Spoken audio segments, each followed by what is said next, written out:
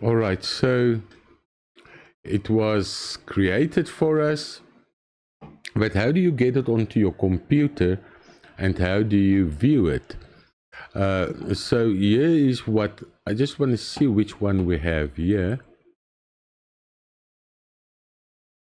Looks like the right one, yes. So I'm going to close down here.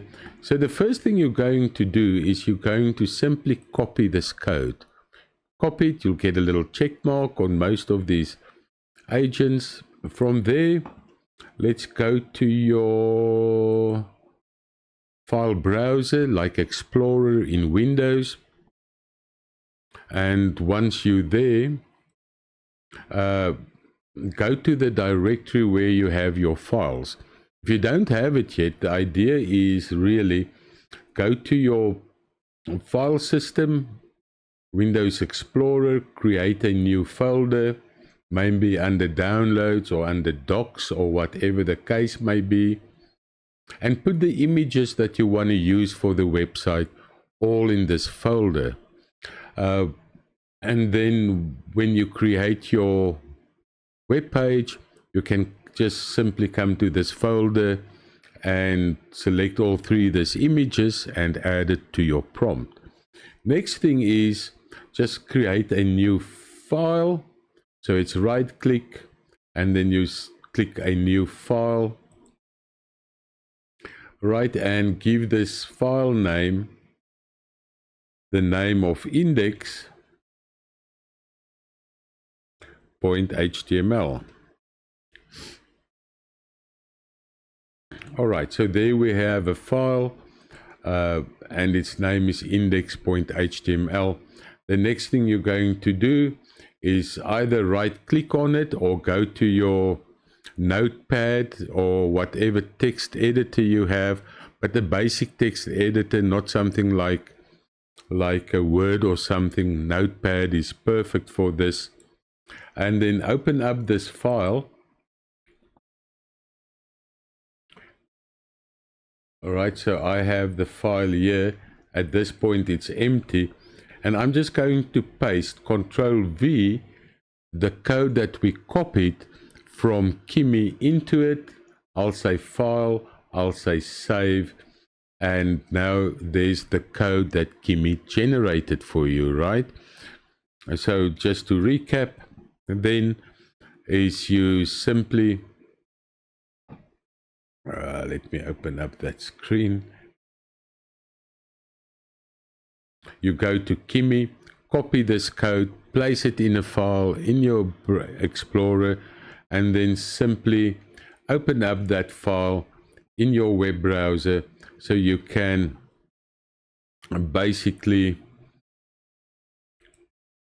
just right click on the file and say open, and it will ask you open with, and you can say open with Google Chrome or whatever the case may be, and we will then see this file inside the browser. So there we have it. Let me just refresh.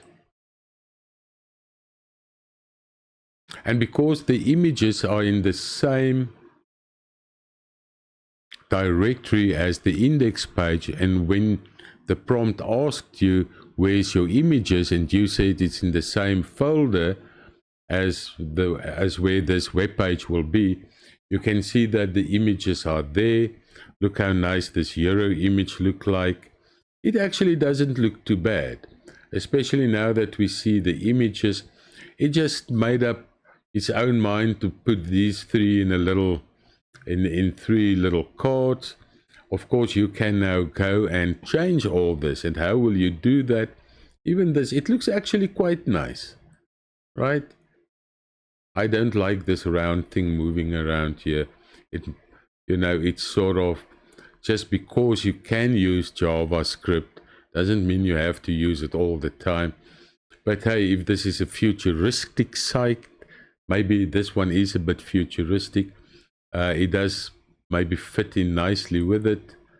But yeah, there we have a one pager, and you can see how you can scroll to this different areas on this one page. Nice. Refresh. Let's see how it looks like. I like this initializing, and then this comes up. Nice. Not too bad. All right, so now you know how to do that. I want to show you something. While I was creating this master prompt to see if it works, it came back, and this is how the page looks like.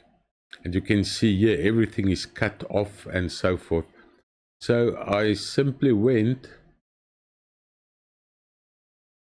and I gave it another command, and I basically said, gee, let me move with them.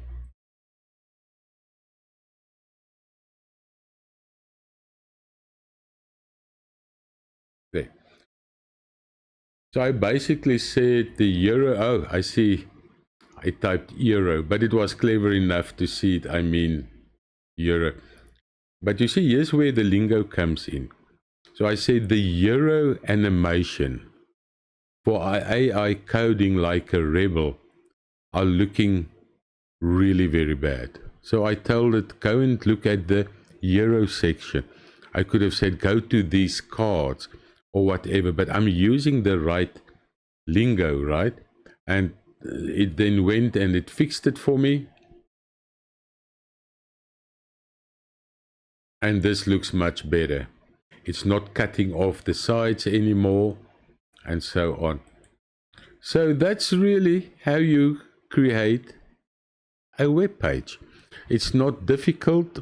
You can also just have put something on images.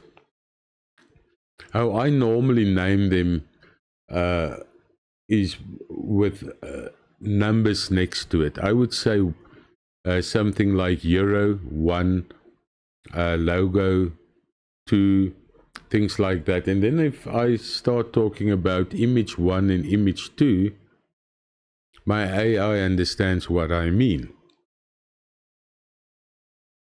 All right, so that is very much it. In the next lesson, we're going to move over to real software, and it's called Cursor, and we're going to recreate it using Cursor, and you're going to be highly surprised how easy everything gets if you start using the right software. So for a one-pager, this was good. You know, it's a nice exercise, and why I like doing these one-pagers is that you can really get the feel of it before we move on to other software that is actually much better at doing this type of things. So just before we're going to go to the software, we're going to look at plans, and we're going to create a master prompt from scratch for branding. All right, so I think that's it for now. Please create 3-4 different pages, play around with it. You know, even go inside that master prompt, change things if you like, and just have fun. There's nothing you can do wrong. There's nothing that can break. Maybe your eyes can hurt a little bit if the sites are really very ugly, but this is where practice makes perfect. All right, we're going to also soon look at images, but just choose any images from your screen if it's fitting with the website theme or not. It's not the point at this you know, where we are in this section of the course. We're going to create amazing images, icons very soon. So just grab whatever you have and just start building it out.